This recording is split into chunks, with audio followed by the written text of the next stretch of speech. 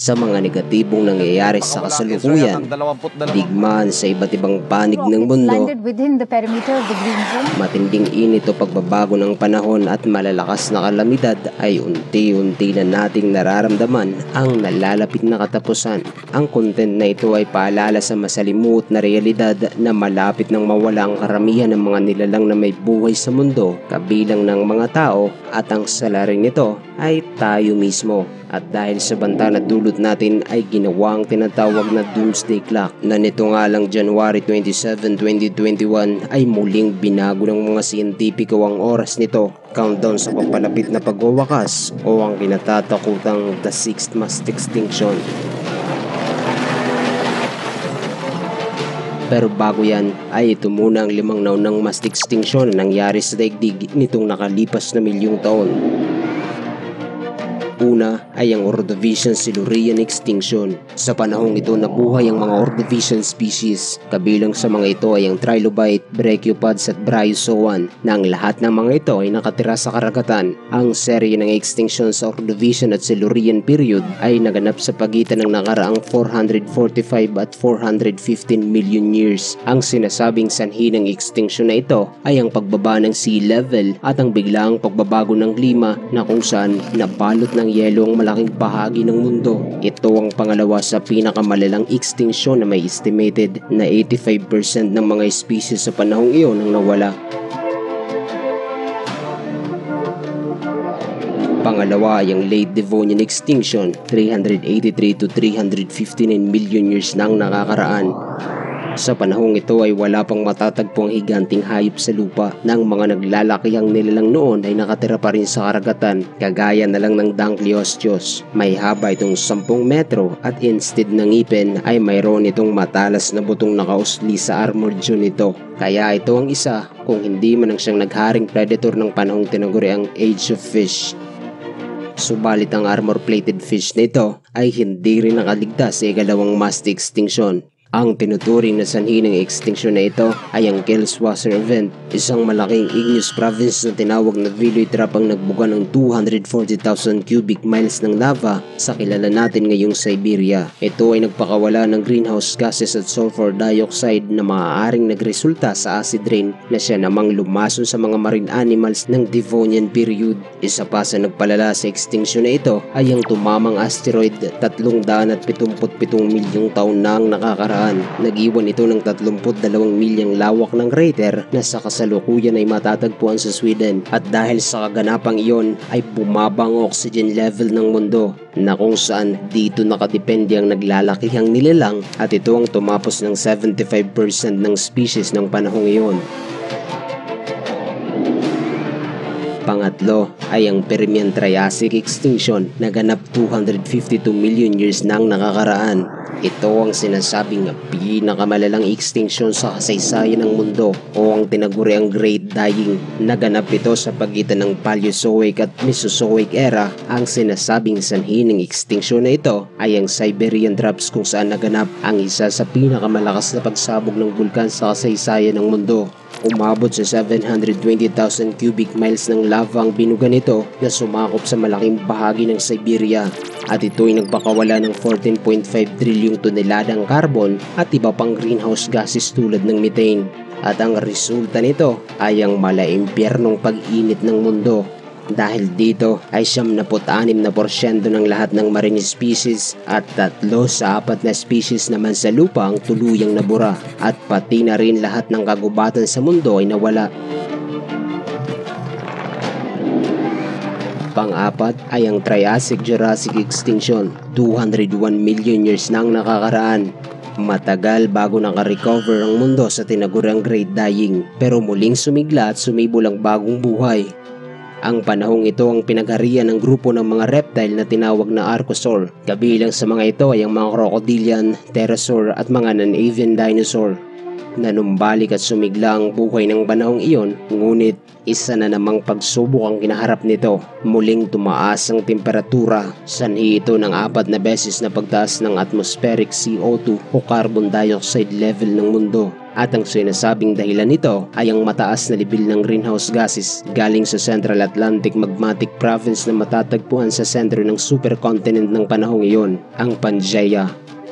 Ang bakas na dinaanan ng lava na pinakawalan nito ay napunta sa iba't ibang kontinente dahil na rin sa paghahati ng Pangaea na sa kasalukuyan ay matatagpuan sa Eastern South America, Eastern North America at West Africa. Ang kalamidad na ito ay nagresulta sa pagkawala ng halos 80% ng mga species sa mundo ng panahong iyon. Panglima ay ang Cretaceous Paleogene extinction, 67 million years nang nakakalipas. Ito ang pinaka-recent na extinction. Ito rin ang tumapos sa paghahari ng mga dinosaur nang sinasabing sanhi nito ay isang asteroid. Ito ay nag-iwan ng 120 miles na lapad ng crater na tumama sa Yucatan Peninsula ng sinaunang Mexico. Dahil dito ay biglang bumaba ang temperatura ng mundo. Nagkaroon din ng malawakang wildfire at tsunami mula sa impact ng pagbagsak ng asteroid. Isang gabi nga lang ang nakalipas ay agad na nag-collapse ang ecosystem na sumusuporta sa era ng mga dinosaur. At isa pa sa sinasabing nagpalala nito ay ang pagsabog ng bulkan sa Deccan Flats sa India na ito'y nagresulta naman sa global warming at dahil dito ay 70% ng species kabilang ng mga dinosaur ay nag-extinct. At sa kasalukuyan na tao na ang nasa itaas ng food chain ay unti-unti nang nararamdaman ang mga senyalis ng malawakang extinction. Subalit sa pagkakataong ito, tayong mga tao na ang magsisilbing bulkan at asteroid na magiging dahilan ng pagkasira at pagkawala ng mga species sa mundo. Unang senaryo ay ang World War o Nuclear War. Noong August 6, 1945, panahon ng World War ay unang natunghayan ng mundo ang pagbagsak ng atomic bomb sa Hiroshima sa Japan at sinundan pa ito ng pagpapasabog sa Nagasaki na mayroong estimated na mahigit kumulang 210,000 ang kabuuang bilang ng mga namatay dahil sa mga pag-ataking ito. At sa ilang dekadang nakalipas, imagine kung gaano kalalakas at kadami nang nagawang mapaminsalang mga ganitong uri ng bomba. At sa oras na pinasabog ang mga ito, sabihin na natin na malayo ka sa lugar na paglalabanan ay napakataas pa rin ang posibilidad na wala kang ligtas. Dahil ang dulot ng mga bombang ito ay magre-resulta sa climate catastrophe o ang tinatawag na nuclear winter na bukod sa impact ng pagsabog ay mas mapaminsala ang usok na sanhi nito na ito'y haharang sa sikat ng araw na magiging sanhi ng pagbaba ng temperatura ng mundo na siyang magiging dahilan ng pagkawala ng mga puno at halaman na magdudulot ng tagutom at ito ang magre-resulta sa extinction ng mga hayop at tao na kahit si Elon Musk ay ito ang isa sa dahilan kung bakit gusto niyang makolonize ang Mars. At ito rin ang dahilan kung bakit ginawa ng Bulletin of the Atomic Scientist ng Doomsday Clock na kung saan rumerepresenta ang midnight o hating gabi sa malawakang pagkawasak. Pero hindi naman ito ginawa para takutin ang mga tao, bagkus ito ay pagbibigay paalala o hikayatin ng mga namumuno o kahit mga simpleng mamamayan tulad natin na makialam sa usapin ng alitan ng bawat nasyon, makialam sa pamamagitan ng pagsulong ng usaping pangkapayapaan, hindi yung papanig ka pa at makikigulo dahil ang gera ay wala namang magandang maidudulot sa magkabilang panig at sa buong mundo. Pangalawang senaryo na siyang pinakamalaking banta na kinakaharap ng lahat ng may buhay sa mundo ay ang climate change. Hindi ito gaanong binabalita ng media at hindi rin ito napapansin ng mga tao dahil karamihan sa atin ay bulag-bulagan at walang pakialam sa nangyayari sa kapaligiran.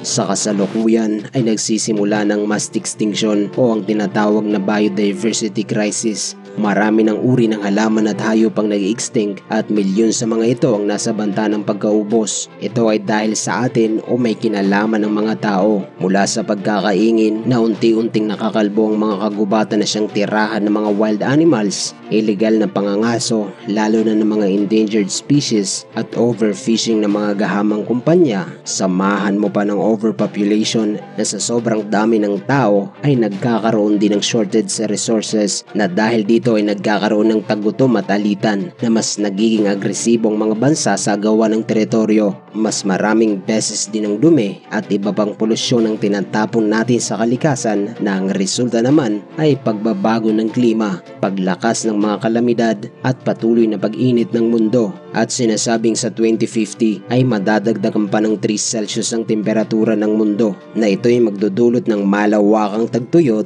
malalang pagbaha, wildfire at iba pang malalakas na kalamidad na siguro naman napapanood nyo ang mga ganyang balita o nararamdaman nyo na kung gaano kainit ang panahon ngayon. Sa kasalukuyan ay hindi na natin kayang pigilan ang masamang epekto ng climate change, pero pwede pa itong pabagalin. Kaya sana matauhan na ang lahat ng leader sa mundo at kahit mga simpleng tao tulad natin na kahit simpleng gawi o kahit pagbabahagi ng kaunting kaalaman na pwedeng makatulong sa pagpapabagal sa proseso ng pagbabago ng klima ay dapat seryosohin at responsibilidad natin itong gawin. At bago ko magpaalam, tandaan, bakit di natin alamin at pag-aralan ang nakaraan?